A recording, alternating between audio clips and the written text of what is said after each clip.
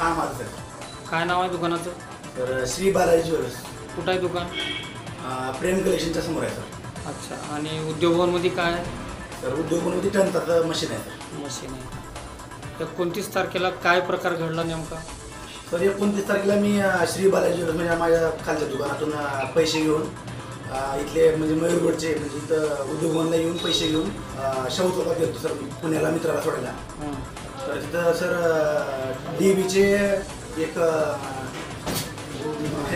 डावरगाव आहे सर, श्रीहरी डावरगाव आहे. नंतर बिर्ले सर आणि नंतर सर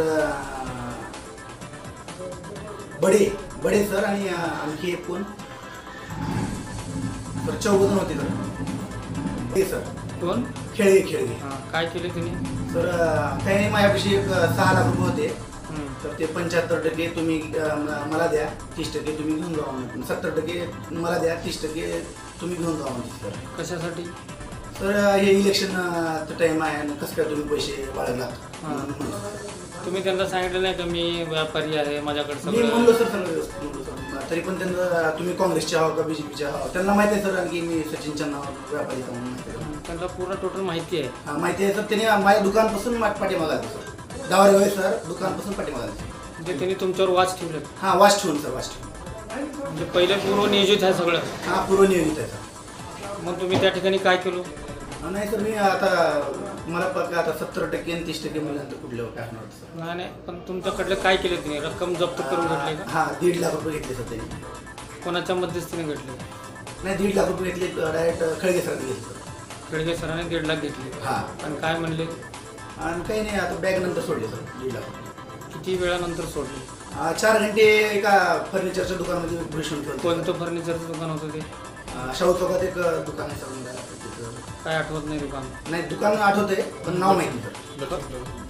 फर्निचरचं दुकान आहे का? हां फर्निचरचं कोंडून ठेवले? म्हणजे कोंडून ठेवले? हां कोयलेचं दुकान आहे सर. कोयलेचं दुकान आहे आणि कोंडून ठेवले का? हां कोंडून कोंडून ठेवले म्हणजे 2-3 घंटे मला हलवू दिले. काय म्हणलं ते तेव्हा? नाही पैसे कुठून आले, कुठून आलं काय. मग तुम्ही कोणत्या पक्षाचे आहो? मी म्हणलो सर व्यापारी आहो मी असतं सर. तर पण सर त्यांनी ऐकायचं काही नाव नाही. BJPचे पक्ष पैसे आहेत का काँग्रेसचे सांगा मला. हां तुम्ही आणि सर मला 1.5 लाख रुपये माझे घेऊन गेले त्यांनी. कोणाच्या हातात दिले तो पैसे 1.5 लाख? खेळगे सर. खेळग्याच्या. त्यांच्या खेळग्याच्या सोबत कोण कोण होते? खेळगे डावरगावे बडे अजून आणि बिर्ले नव्हते सर. बिर्ले नव्हते म्हणजे पैसे देताना बिर्ले नव्हते? हां नव्हते. बिर्ले कधी आलं? बिर्ले 50% एकदा ऑफर देऊन गेले सर. अच्छा म्हणजे त्यांना ते मध्यस्थी होतं ऑफर द्यायला? हां 50-50%. अच्छा मग ह्यानंतर तुम्ही काय केलं? काही सर 1.5 लाख रुपये दिलो, बॅग घेऊन गेलो सर. कुठे तक्रार वगैरे दिलात का तुम्ही त्या संदर्भात? तक्रार एक इथं आपलं DDOला दिलं सर. SDPOला दिलं? SDPला. हां उपजिल्हाधिकाऱ्याला दिलं? उपजिल्हाधिकाऱ्याला दिलं आणि उद्या PI साहेबांना द्यायचं सर. म्हणजे द्यायचं म्हणजे का आज गेलो होतो मी DYSP साहेबांपाशी पण ते आज रविवार असल्यामुळे बंद होतं. निवडणूक ह्याला बी दिलो का आयोगाला? ते SDO ऑफिसला माहितीच तो त्याच्यात लिहिला? हां मी दिले सर. आता पुढं काय इच्छा आहे तुमची? सर माझे 1.5 लाख रुपये मला यावं, माझे पैसे पूर्ण काही अडचण नाही. 1.5 लाख तुम्हाला दिल्यानंतर 1.5 लाख तुम्ही म्हणजे काय कारवाई मागे घेणार का? माझ्यावर नंतर सर अडचण येईल मला. समजा त्या पोलीस कर्मचाऱ्यांनी आमची चूक झाली म्हणून 1.5 लाख तुम्हाला परत दिले, तुम्ही ते तक्रार मागे घेणार का?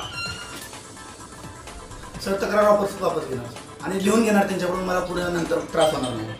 लिहून घेऊन म्हणजे तक्रार घेणार? हां. त्याच्यात मध्यस्थी कोणी आहे का? मध्यस्थी नाही का?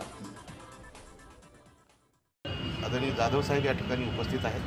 योग्य ती चौकशी होईल. योग्य ते चौकशी आणि जे दोषी असतील त्यांच्यावर निश्चित रूपाने कारवाई. कर्मचाऱ्यांनी घेतलेली रक्कम परत दिली म्हणजे ह्याचा अर्थ कर्मचारी गुन्हेगार हे ठरले हे सिद्ध झालं? जे काही आता ज्या आपल्या व्यापाऱ्यांकडून जे पैसे घेतलेत अशा पद्धतीची जी त्याची बोलण्याची जी भाषा होती त्या अनुषंगाने मी त्यांना विचारलं की बाबा तुमच्याकडनं पैसे घेतले होते का? तर घेतले होते. तुम्हाला परत दिले का? तर दिले.